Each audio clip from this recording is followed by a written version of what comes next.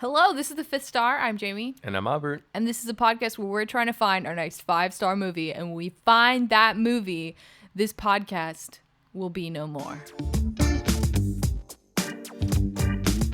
All right, so on this episode, we are reviewing Hamnet, which was nominated for 8 Oscars, and it is a historical fiction about the life of William Shakespeare and his wife. Yep. And so we're going to talk about that. We both secretly wrote down what we rated the movie, and I'm going to guess, Jamie, that you gave it a 4.0. Ooh, okay. I guess not. I'm going to guess you gave it a 3.5. Okay, 3.5. And so what we like to do is we're going to first talk spoiler-free, give our initial thoughts, and then we'll reveal our scores, and then we'll talk about spoiler thoughts. Yes. So, yeah, what did you think of Hamnet? First of all, I watched this over a month ago, Okay. and I'm glad that I did. Oh, you need time to process? I needed time to process, Okay. and I don't want to cry on the internet. Okay. So, I'll tell you, I might still cry actually, but it was so emotional that literally walking to my car in the parking lot after the movie, I was crying. I was sobbing. Wow. And then I got in my car and I was still crying. And I had to just sit there and cry until I was finally able to leave. Wow. I don't think that's happened before. Coming out of a movie theater experience. Oh my gosh. Anyway. Is this a 5.0? We shall see. We shall see. What about you? Well, as someone who is physically incapable of crying, it did not make me cry. I was But thinking. You thought this could be the I one? was like, this might be the one because you have kids. You have 2 children. I do. But it was moving for sure. Yeah. It was moving. I thought for me, the highlight was Jessie Buckley. Oh my gosh. She was fantastic. She's getting the Oscar. I would She's think so. Fantastic. Yeah. Oh my gosh. I mean, I haven't seen all the other nominees' performances yet, but she is so good in this movie. She's so good. I think in a lot of ways, this really is her story. There are things about this movie that, we'll unpack later, that I think don't maximize even her as the character, because it's kind of like Will's movie, her movie, both of them a little bit. But really, for me, the reason that you keep watching and the thing that keeps it moving is her. Oh, yeah. And She especially, carried it. especially like by the end, like she's just really like delivering. Oh, and, my word. So she was fantastic. But So you didn't cry? I did not cry. But it wasn't just even like her performance. I really liked her character. Yeah. So, like, I thought that there's this whole thing about her character that's like very mystical. Yeah. And, it's like, without trying to give away too much, like her and her lineage on her mother's side, like they come out of the forest, whatever that So means, mysterious. Yeah. And she seems to have like this clairvoyance or something. Like when she gets pregnant, she like knows just somehow, right? Like she's so in tune with nature and Her own body. Yeah, her own body, all this stuff that's Yeah. happening. It actually reminded me of like the Bene Gesserit. Oh, yeah. I was like, that's totally like a real life type version of that. This like mythic female intuition. Yeah. Really. Yeah. But like it really did come across like mystical. Yeah. Now, here's my thing. You know that I go into movies without knowing anything about it. Yeah. I obviously knew this was Hamnet. I thought this movie, it actually backfired for the first time. What do you mean? So the movie starts, it says Hamnet is like in Old English, interchangeable with the word Hamlet, right? And I'm like, okay, I guess, I don't know why that matters at this point. And going into it, like, I did not know if this had to do with the play, if this had to do with William Shakespeare or whatever. At one quick point, like when William Shakespeare gets introduced or he meets his wife, Agnes, he goes like, oh, my name's Will. But They never say Shakespeare. they never say Shakespeare. They don't say William. So I just heard Will and I was like, okay, like, is that the same person? I don't know. And literally half the movie goes by before I realize, oh, this is William Shakespeare and about his life, I guess. Is it true? Is it not? So I was That's funny. Yeah, I was confused. When did it click? I think when the son becomes more prominent. Oh, and not when he's reciting Romeo and Juliet in his so apartment? I am not familiar enough with Okay. the works of Shakespeare Fair enough. to know by stanza what he's reciting. There you see like a very quick glimpse of him like working on something. Yeah. But you don't know what it is. Right. I mean, you kind of see his kids like reenacting plays, but you don't really know what that is. And so I was just so like not sure throughout the whole time, like if this is like inspired by William Shakespeare, is this actually William Shakespeare? Now, when I was younger, it was Shakespeare in Love, right? And that was a controversial Oscar win and all that stuff. But it was in the title, like we kind of knew, but we also kind of knew this was like a romanticized kind of version. And it was more like after it was done, me looking it up, realizing how much of it was actually like true and not true and where the fiction lied. There's more things I need to talk about there in spoilers. Yeah. About exactly what kind of threw me off on that. But yeah. Did you know like everything going in, like exactly what you were watching? I just knew it was based off of Shakespeare and his children. Okay. Like I did know that the idea was that Hamlet was named after his son. I did know that. Okay. Going into it. Okay. But that was pretty much all I really knew. Okay. I want to say too, like going kind of back to the acting, I thought the kids were so good. I was so impressed by the kid who played Hamnet for one, and then and the sisters were great too. Honestly, the entire cast was just good, and I was so impressed. I think because this movie is so tied to theater and like the birth of theater in a way, at least modern storytelling, you had to nail that part. You had to nail that aspect, and I thought that they definitely accomplished it. And then I really loved how the entire story felt almost like a Shakespeare play because there are all of these themes. I know you're not really like a Shakespeare person. Well, I think I know where you're going, but go ahead. You do? Yeah. Okay. Well, like there's so many scenes that either take place in the woods or like in the village. And that's like a huge part of like every Shakespeare story is like the woods are where the strange and the mythic things happen. And he uses that as like a motif really, really commonly. And so I thought it was cool that, every time there was a scene shot in the woods, it felt really, dreamlike or mythical or, like even just like the shot of that cave. And you're kind of like, this represents something. Yeah. Even though we don't get to like go inside of it.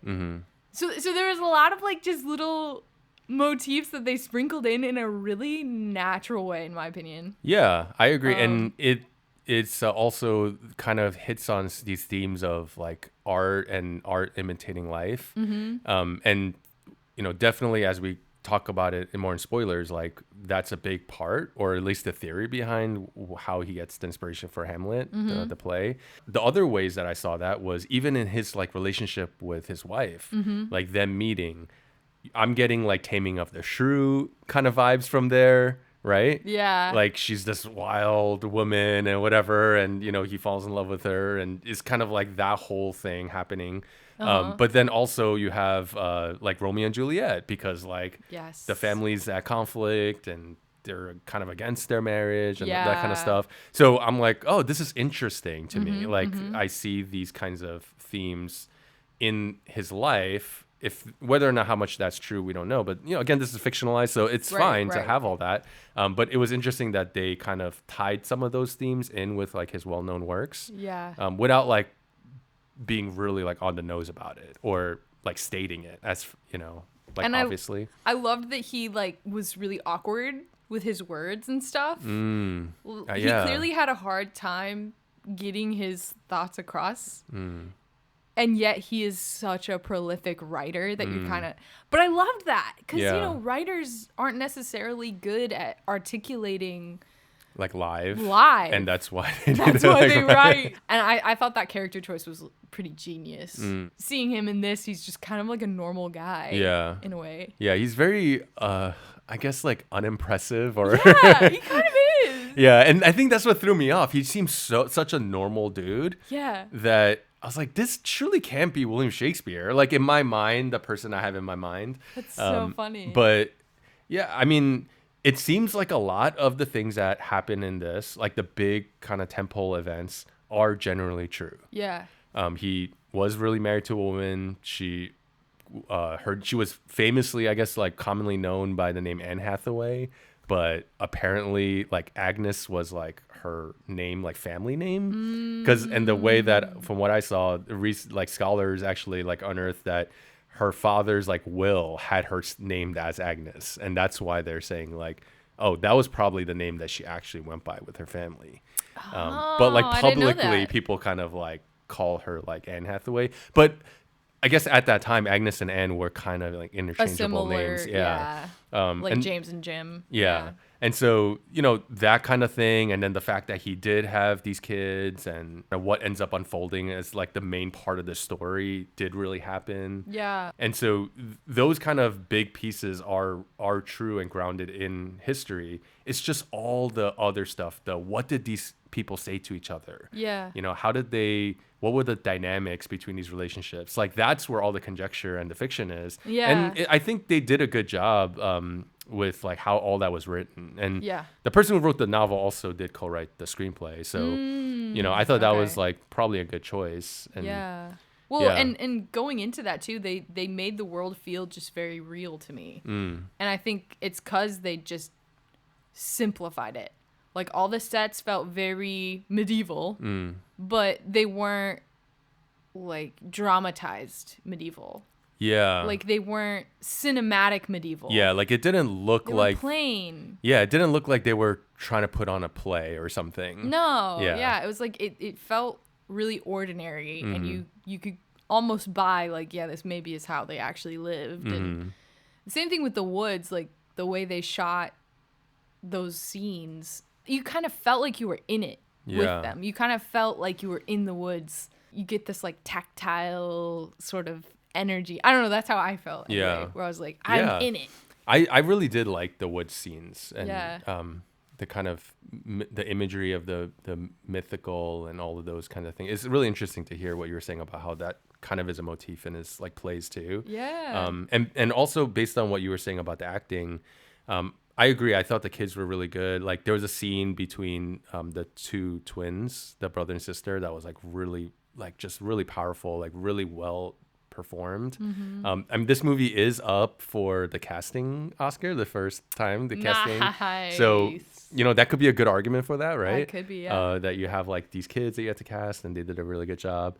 I thought like Paul Mescal, like I don't know, what'd you think of Paul his Mescal? performance? Oh, sorry, Paul Mescal. Yeah. He did good. I think, like you were saying, Jessie Buckley kind of like stole the show. Yeah. But she had a lot more to work with yes. maybe. Uh-huh. Like she had a lot more passionate moments. Mhm. I believed Okay. his performance. Okay. Yeah, I thought the one scene that really worked for me with him was there was a scene of him like having like writer's block, and he's like, burning the midnight candle, like trying to write, and you don't know what he's working on, but and then Agnes, his wife, comes up to him, and they're talking through that, and the whole thing is just like a one take. Yeah. Oh, I know what you're talking about. Yeah, it's just like a oneer. It's just like a static camera, Yeah. and it just like plays out the whole scene without cutting or anything. And I love when movies do that, like Yeah. Chloe, Like a play. Zhao. Yeah, that's true. Yeah, like when you let actors actually perform like the whole scene, and you don't try to like cut their performances to make it better or work, and you get to just see it beginning to end in like a whole scene. Like it's just so fun to see them do that. Yeah. Yeah. They So become the characters kind of. Yeah. More so. and you're right. Like in a play, like they don't stop, right? Yeah. Like it's just like they have to go with it. So I thought that was like really well done.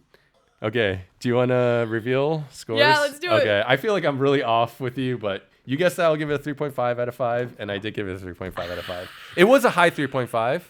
It was close to a 4, but I really was teetering. oh, you were I was okay. teetering. I couldn't decide between a 5.0 and a 4.5. Okay. I will tell you later why it's not quite a 5, but Okay.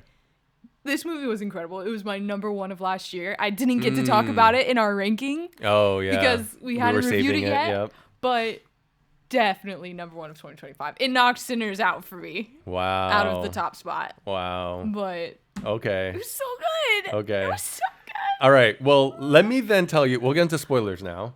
So if you haven't seen it, you could watch it and then come back and join us for the rest of this conversation. Yeah.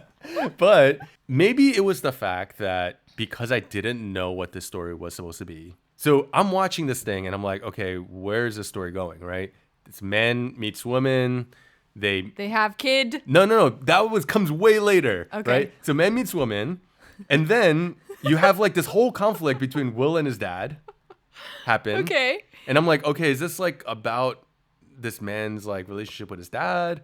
Because I don't even know that this is William Shakespeare, right? Okay, that's right. And then like they set up this like tension, and then it just like jump cuts to like the future, and now he's like wanting to pursue this relationship with Agnes. Yep. And then their families are like conflicted, and they're against the marriage. So I'm like, oh, okay, so this is about like a Romeo and Juliet kind of thing, like gonna be about them getting together. But boom, jump cut, and it's like now they're married. And then I'm like, okay, so it's not about that. So then he's like working on writing something, and then the he's baby's like crying. Yeah, and then he's like going to London or something to put on some kind of play, and the kids are doing some play things. I'm like, okay, is this about like him and writer's block and about an artist's journey? That's so funny. And then jump cut, and it's like, boom, now their kids are like grown up, and now they're getting sick. And I was just like, it took literally half the movie for this movie to like tell me like this is what the story is, which ultimately I think it's so funny that you would never want to go into a movie knowing what's going to happen, but at the same time you go into a movie trying to know what's happening. Yeah, like, because it's so interesting to me. Yeah, because like I'm watching it and I'm seeing the story unfold, and I love the first 30 minutes of a movie. Okay. No matter how bad it is, because it's just like it's like opening a present, right? Like I have no idea what it's going to be. You're opening a world. Yeah, and I don't know what genre it is and whatever. And because, seeing a lot of movies, like whenever you get any of those hints, like it automatically starts to be like, oh, okay, I think I know where this is going. Yeah. So I love when the movie like doesn't go where I expect it to go. But when I have no idea and it keeps throwing me for loops and I'm just like, what am I watching? Then I start getting frustrated, right? Okay. See, I didn't feel any of that. Yeah. But I think it's because I knew. Exactly. I think it's because if you know going in, I read the little log line here and it was like, William Shakespeare and his wife dramatize about their relationship and the loss of their son. And it's like, boom, it's right there, Gives it away. Yeah. So you know that, oh, okay. And now knowing the things I know about his life, I think what's happening is that these are kind of like we need to get to him losing his son, but let's just establish these important pieces of information, like how he met his wife and what she's about, right? And then which will matter in how they process that grieving, right? But also the fact that we need to establish he's like a playwright and he's like working on something, and we need to establish that they had kids, and so they're kind of like fast forwarding and jumping forward through those things to get to the meat of it. But once the son gets sick, or the daughter gets sick, actually, it just grabbed me. Like that, from that point on till the end. Getting emotional. I was in it and like just feeling the pain that Agnes is going through, feeling like the disconnection between their marriage and relationship, which apparently is true. Like, well, it was true. It makes sense. It was true that like William wasn't around. It seemed like he was like very much like an absentee dad, except for maybe some time that when he was putting on Hamlet or like Othello or something that Agnes was living with him in London. But it seemed like there was like kind of a disconnect in their marriage. But it kind of shows like all of that, and it was like really fascinating. It was really dramatic because now I understand like, oh, this is the main conflict that they are trying to work through, and all the context in the past first act did help inform like why they're acting the way they are. But it was just so hard because like half of the movie felt like there's a world where I wanted what I wanted from this movie was I wanted them to like start with the son getting sick in like the first 10 minutes of the movie. But then you like, wouldn't feel it. Like that's you wouldn't feel it. Like It's that's so deep. No, but that's the inciting incident. And then actually it gives much more time for their marital conflicts and their tension to be like the thing that they have to work through, because I feel like that there could have been so much more drawn out there. And then you tell the early meeting stuff in like flashback moments, you know? I disagree. Okay. I think I needed that attachment to both of them. And I needed the attachment to the kids to really feel the weight of it all. Okay. When she realizes, I know she has that weird mythic, like, witch intuition or something. Yeah. But when she realizes that she's having twins, and then she's like, I didn't see twins, I only saw 2 children in the future. You kind of like get this ominous feeling of like, okay, something's gonna happen. And I think all of those moments end up unfolding in a really nice way for me. Yeah. Like, and I agree, the beginning is a bit choppy because there's so many like jumps into the future. And that actually is kind of why I went down a half, is just because the beginning is quite choppy. But I still think you need setup time. Maybe they could have like cut out some of that to get to the sun faster. Yeah. But like if they had gone 5 minutes in and that, no. I don't think that would have worked. Okay. I mean, I do agree with you in the sense that it did help seeing that at one point they really loved each other. Yeah. Really did. Like seeing them fall in love. Yeah. Help you really want to root for them to be able to work through it. Yeah. And it makes the ultimate climax work, I Yeah. think, because, you know, it gets to this theme that, and this has some interesting themes like this movie, but like there is like the theme of grieving that is very kind of like, you know, upfront. But it's interesting that because of their differences and the way they were raised and, you know, like their outlook on life, like they approach grieving very differently. Yeah. Like Will is like, okay, it happened, life goes on. I think at one point he even says that.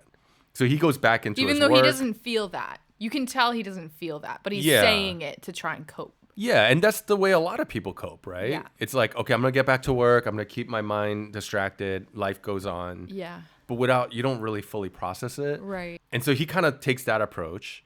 But then Agnes is like, no, like we need to like embrace the darkness. Yeah. She says like, one must turn our hearts towards the darkness.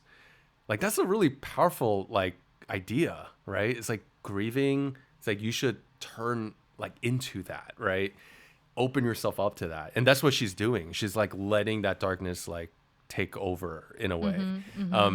So that she can like properly like process and grieve through that. Yeah. But she's doing it alone. Right. And it's like a really interesting dichotomy or like juxtaposition between the two. Yeah. And it was really fascinating when the Hamnet dies and then the sister Judith is like wanting to go see like the brother as she's like and crying. She's like, let her see. Yeah, because the grandma's like, no, this is not right for her to see this. But Agnes says, no, like let her see it, right? Because she didn't get to see her own mother's That's right. death. Yeah. And so it's such a different way of like how we deal with grief and loss than the way that we kind of do like generally society, you know? I think most of society probably takes like Will's approach more so. Right. Wouldn't Brush you think? under the rug. I think that is a more maybe Western approach too, of like, you know, we don't want to think too much about the spiritual realm or spirituality and instead just think practically like bury the boy. Yeah. Move on. Yeah, like life is gone. We're alive. We need to continue to deal with the things we have to. Yeah. That's what makes it so beautiful. Is that like instead William does turn to his work, but he hits that writer's block and then he realizes I can use this to create a story. And I can use this pain and this grief to funnel into something that will last forever. Like will last for centuries, literally. Yeah. And like turns the story of the death of his son into epic play. Yeah. That will be retold and retold and retold for generations. And then everyone will be able to experience his grief with him. Yeah. And that's like the beautiful part is that like what you were saying earlier, she is experiencing the grief alone. And it's in that moment at the end where she's watching the play and realizing everyone around her is grieving with her for her son. Yeah. And they're all a part of it together. Yeah. Because like the moment that she realizes like what's starting to happen, she's like, why are they saying my name? Why are they saying my son's name? She's why angry. Yeah. And that would be like the right response, right? Yeah. And I think like on a superficial like telling or viewing, you could say, oh, did William Shakespeare like, I don't know, cash in on this like to make this play and whatever and for his commercial success? But I think the movie does a really good job of showing like, no, this is like the way he was able to process and grieve. Like, yes, he shouldn't have run away from his wife and leave her alone and, you know, back at home and all this kind of stuff. But like, this is the only way that he knew how was through his art. And, you know, like when you think about art, this is like the other really compelling theme was like great art oftentimes seems like it's born out of pain or suffering. Yeah.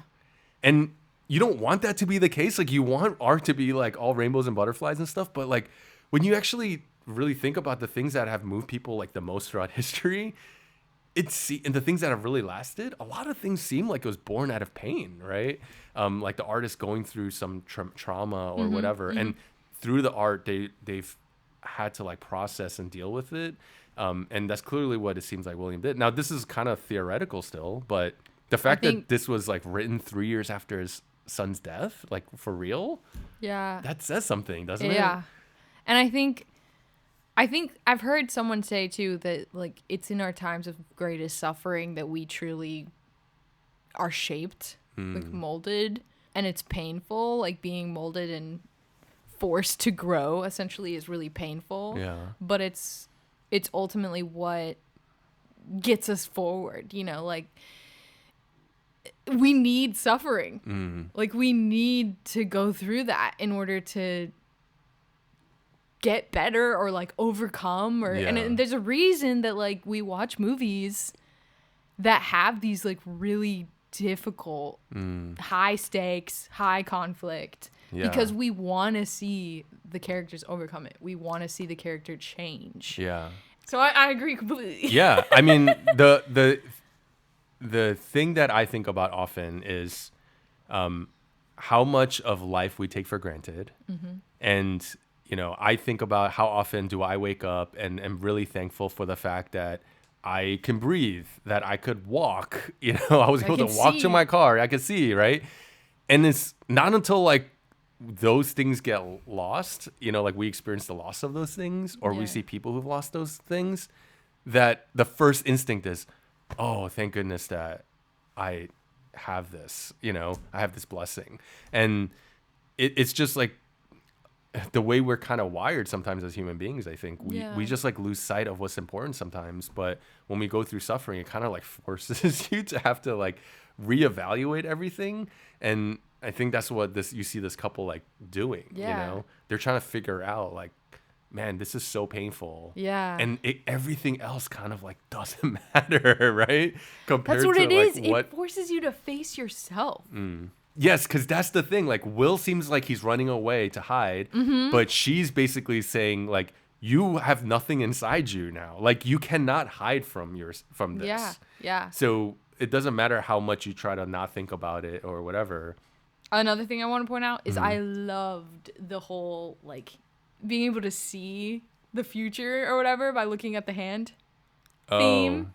Yeah. Where she continuously is like looking at people's hands to see into their future. And I loved the callback where before Hamnet dies, she looks at his hand and she says, "You're going to be on the stage with your father, like as an actor."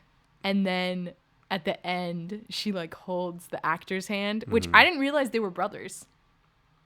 The guy playing Hamlet in the play is the real life brother of up to Hamnet, that the kid who played Hamnet. Yeah. Oh, that's cool. Yeah, and so when she holds his hand, that's like when she sees like, oh, this was the future I saw. I saw my boy being played by someone else. Like And it was such a cool through line Yeah. to see that happen. Yeah, and it wasn't just that. It was those other imagery, like the whole like cave thing, because they keep cutting to like going Oh, the yeah. cave, and we never see in there. But Agnes's whole thing about like turn your heart towards the darkness, right? And then it'll like as the play is happening, it'll cut to a shot of the cave, but then it'll cut right with the shot of like looking backstage. And that kind of like void there and pushing in towards that in the same way. And it's like, oh, like this is Will like having gone and embraced through his art, like embraced it, you know? And that's where like, I don't think all art has to be dark, right? I don't think all art has to be out of pain and suffering. But what great art has to be is truthful. And the fact that he was willing to not run from the reality and the pain, but like, be true to it and pour that into his words. That's what people connect to, right? That's what people see and go like, that's real. Like that, something about that is so genuine. And so they're still both moving towards that truth in their own ways. Yeah. And in that final moment, like as she's like looking up, like they have that connection and it's like, yes. They both see. They see each other now. Like they've met in that place, right? Yeah. And that was like really powerful. And just like watching Jessie Buckley's like expressions change throughout the whole and go with all the ups and downs of the play. Like it was so good. Like that was really great. It was good. Yeah. Yes, they were both facing the darkness, but also by writing this play, he keeps his son alive. I think showing the shot of the actual Hamnet, you know, kind of like walking through the doors or whatever. His dream was to be on stage and to like perform and everything. And so in a way, Will is allowing Hamnet's dream to kind of come true even after death and keep him alive on this stage for centuries. And I think that is so, I don't know, it says a lot about how art kind of creates legacy, you know? Yeah. And how our art is kind of a way of us living beyond. It's like immortalizing ourselves. Yeah. Or immortalizing others. You know, when we share stories, those stories go beyond us. Yeah. Are we immortalizing ourselves I right think now we on are. YouTube? I think this podcast is going to last longer than us. But It's like 100 years from now, Wayback Machine. So yeah, I think it's a cool way for him to deal with his grief, but also keep his son alive. Yeah, like honor his memory. Yeah, and then grieve in community, like grieve with the people around them.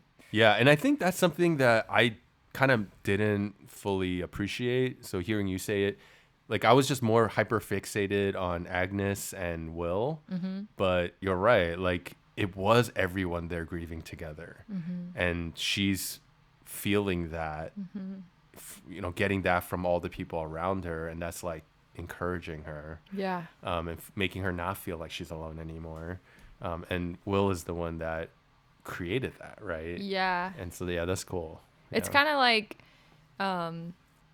you know, when you're grieving, sometimes all you need is someone to cry with you and not give you the fix or tell you it's going to be better. You need someone to face the darkness with you. Another thing that I found so interesting about Agnes's character is I think her sense of control came from the forest, which is very opposite, I think, most of us, because most people like the structure of city life, the structure of roads and, you know, business. She was the opposite of that. Her control was a part of the nature and the forest and, you know, the way of life. And so being forced to like have her babies inside was like a loss of control. And then losing Will to London, I think, is kind of a loss of control, because she feels like she's losing him to this big, ugly city in her mind. And it's why I think she doesn't want to leave. Like, she doesn't want to move to London because their she whole wants to life stay and their connected whole to those roots. yeah. It would be like being uprooted Mm-hmm. completely, and planted somewhere else. And I think that is a huge loss of control for her. Yeah. And a very scary thing. Well, I feel like this is interesting. I feel like it's not even so much control is what I got from her. It was more she recognizes she's actually like willing to submit herself to the power of nature. But not the city. But Yeah. not the city, because the city is like man-made, right? That's submitting ourselves to other people and men in power and all these kinds of things. Yeah. But nature is like she's willing to give herself over to that. And so that she's like a free spirit, right? And there is something about that where she lived her life in an unconventional way, at least from the telling of this movie, right? The way she had her kid and the way she would practice medicine and all these kinds of things, right? And it does say something about like when we urbanize, when we globalize, and it becomes so manufacturing based and all these things, like have we lost touch with nature, with those roots? And you know, we're kind of like working and living in a box, and everyone's moving like in the rat race according to the same like beat of the same drum, you know, and then it starts to become this thing. Whereas she's like, no, I'm gonna rebel against that. I'm gonna just be free and in nature, right? Let nature guide me and all this kind of stuff. So it is a kind of a more interesting maybe statement on like where we are at as a society, and how people like live their lives. So like there's so much conformity and so much of oh, we got to do things this way, right? Well, and then in that speaks to his plays, because the characters always go into the woods to like find themselves or find the answer. Like they have to. And are they breaking from some kind of tradition or some like imposed structure? I think That's interesting. Most of his plays are like that. Like they break out of some kind of, I don't know, conformity, or the woods represent like a freedom. place where to find yourself, or a place where, a break from the norm for sure. But I think it's also interesting. She blames Will for Hamnet's death. She blames him for bringing the plague from London to their house or something like that. Yeah, and apparently the true story is like he could have died from the bubonic plague. Like it would have very much been the most realistic, likely reason. Oh. But it's not like definitely known for sure. Like if it had been Will who brought it from like the big city, like that would have been devastating to deal with, right? Yeah, and even more reason to hate it. Yeah. I did think the scene where he switches places or offers to switch places with his twin to be just incredibly moving. Yeah. But devastating. Yeah, like the line that he says is, "I'll give you my life." And then like boom, the next night or the next morning, like she's totally fine, and it's just it paralleled with them like switching clothes. Yeah. Like... Yeah, that was like a really, really well done sequence, because it wasn't even just that, but then when he's like really sick and basically like dying now, and then they're taking her away and she's like fighting against that, being like, he needs me. I was like, oh man, that was really powerful for sure. Wow. I'm not gonna cry. I'm watery eyed, but I'm not gonna cry. Does this not count as crying? No. I was really worried that I was gonna have to fight you about this. I mean, I do think I was like scared. I do think the fact that what hurt it for me was going in so blind. Yeah. Really hurt the experience. So maybe that's on me. I think if I rewatched it, I might enjoy it more because like I know where it's going. But the Jessie Buckley performance alone maybe gets this to a 4 for me. But I think I would have to watch it again. 4. I think I would have to watch it again. Like from just enjoyment, there are still like the other movies that I have ahead of it. That I'm not there yet. Okay. But fair enough. I think the conversation was very helpful. Yeah. So I mean, I think I had a little more of an advantage too, because my husband is like, he actually trained at the Globe Oh, in wow. acting. Like he went to London and did it. So he like had a lot of insight for me that I was unfamiliar with. Oh, that's and, cool. Like, was able to kind of unpack some of these themes that I missed. So yeah, I definitely think the more you know, the more you appreciate about it. Yeah. So There's definitely a lot of layers in there. So, Yeah. I mean, it could be a good argument for director, right? Yeah, Like Chloé dude. Zhao, she did a great job. Let us know what you thought. And You can follow us on YouTube, Spotify, or Letterboxd or Apple Podcasts. and join us next time as we continue our quest for the 5th star.